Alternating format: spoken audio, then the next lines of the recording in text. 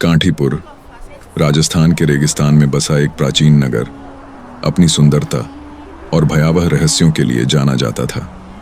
यहाँ का राजमहल सोने और संगमरमर से सजा चांदनी में चमकता था।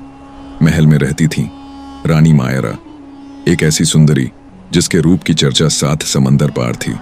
उसकी गहरी सम्मोहक आंखें, जादुई मुस्कान और मधुर आवाज हर राजकुमार को दीवाना बना देती थी। लेकिन कांठीपुर में एक डरावनी अफवाह थी, जो भी मायरा से प्रेम करता वह रात को गायब हो जाता और उसका शव कभी नहीं मिलता। लोग फुसफुसाते थे कि रात की रानी के पीछे एक काला साया है जो पूरे नगर को भय में डुबोए रखता है। पड़ोसी राज्य के राजा ने अपने बेटे राजकुमार सूरज को मायरा से मिलने भेजा। सूरज सुंदर और साहसी था। वह मायरा की मुस्कान में खो गया। उस रात मायरा ने उसे कांठीपुर के बाहर एक परित्यक्त कुएं के पास बुलाया।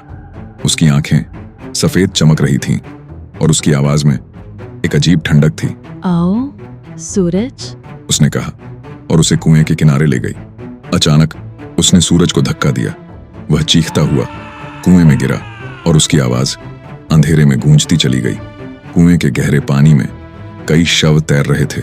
वे सभी राजकुमार जिन्हें मायरा ने लुभाया और मार डाला था। कोई नहीं जानता था कुएं में क्या हुआ, पर सूरज कभी नहीं लौटा। इस बीच कांठीपुर में एक युवा व्यापारी आया, वीरन। वह न सिर्फ सुंदर और बुद्धिमान था, बल्कि रहस्य सुलझाने में माहिर भी था। उसकी भूरी आंखें और आत्मविश्वास भरी मुस्कान ने मायरा का दिल जीत लिया। एक भव्य उत्सव में मायरा का नृत्य देखकर वीरन उसकी सुंदरता और दुखी आंखों में खो गया। मायरा भी वीरन की बुद्धि और साहस से प्रभावित हुई। वीरन, तुम अलग हो, तुम्हारी आंखों में सच्चाई है, उसने कहा। पर वीरन ने गांव वालों की अफवाहें सुनी थीं। मायरा के प्रेमी रात को गायब हो जाते हैं। उसने ठान लिया कि वह इस रहस्य को जरूर सुलझाएगा। वीरन ने पता लगाया कि मायरा रात को एक परित्यक्त हवेली की ओर जाती है, जो रेगिस्तान के बीचों बीच थी। यह हवेली कभी एक तांत्रिक का आश्रय थी, जिसने मायरा के पूर्वजों को शाप दिया था। एक रात वीरन चुपके से हवेली पहुंचा। टूटी फूटी दीवारें, ठंडी हवाएं और अजीब सन्नाटा। उसने देखा मायरा एक गुप्त कक्ष में खड़ी थी। उसकी आंखें सफेद चमक रही थीं।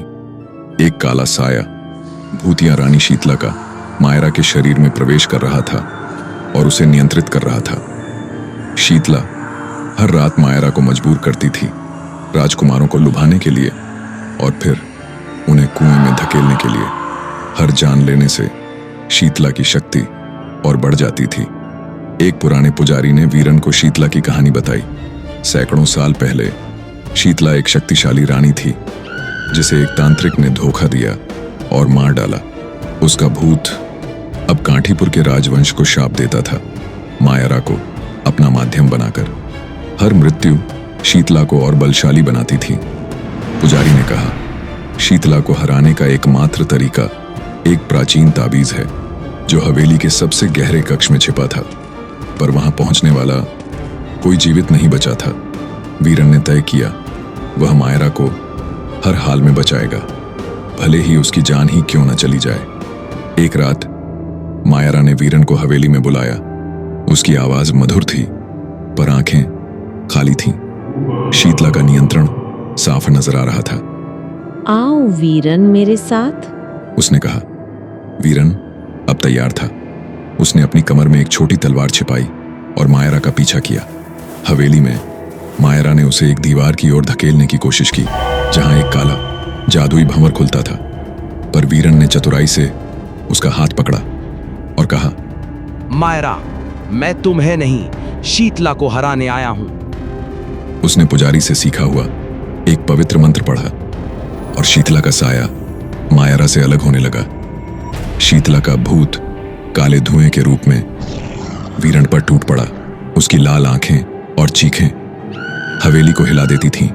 वीरन ने तलवार निकाली और हवेली के गहरे कक्ष की ओर दौड़ा। रास्ते में शीतला ने भूतिया प्राणियों को बुला लिया, काले साए जिनके पंजे धातु जैसे थे। वीरन ने अपनी बुद्धि और तलवार से उन्हें हराया। अंत में कक्ष में पहुंचकर उसने ताबीज पा लिया, एक चमकता हुआ नीला रत्न।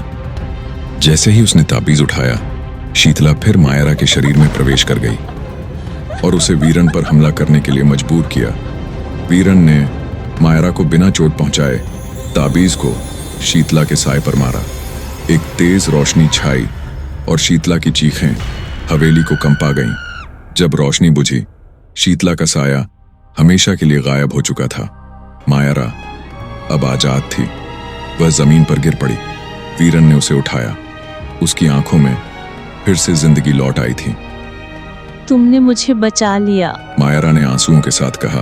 ताबीज की शक्ति ने हवेली को ढा दिया और वह रेत में दफन हो गई। वीरन और मायरा कांठीपुर लौटे, जहां गांव वालों ने उनका स्वागत किया। मायरा ने कहा, मैंने तुम्हें खोना नहीं चाहा, पर शीतला ने मुझे मजबूर किया। वीरन ने मुस्कुराकर जवाब दिया, अब तुम आजाद हो और हमारा प्यार सच्चा है। कांठीपुर में उत्सव का माहौल था। मायरा और वीरन ने नगर की सेवा करने का प्रण लिया। गांव वाले, जो कभी रात की रानी से डरते थे, अब उसे अपनी रक्षक मानते थे। वीरन की बुद्धि और साहस की कहानियां दूर दूर तक फैलीं। कुएं का रहस्य हमेशा के लिए दफन हो गया और कांठीपुर फिर से चमक उठा। मायरा और वीरन की प्रेम कहानी, जो एक शाप से शुरू हुई थी, अब एक नई शुरुआत बन चुकी थी।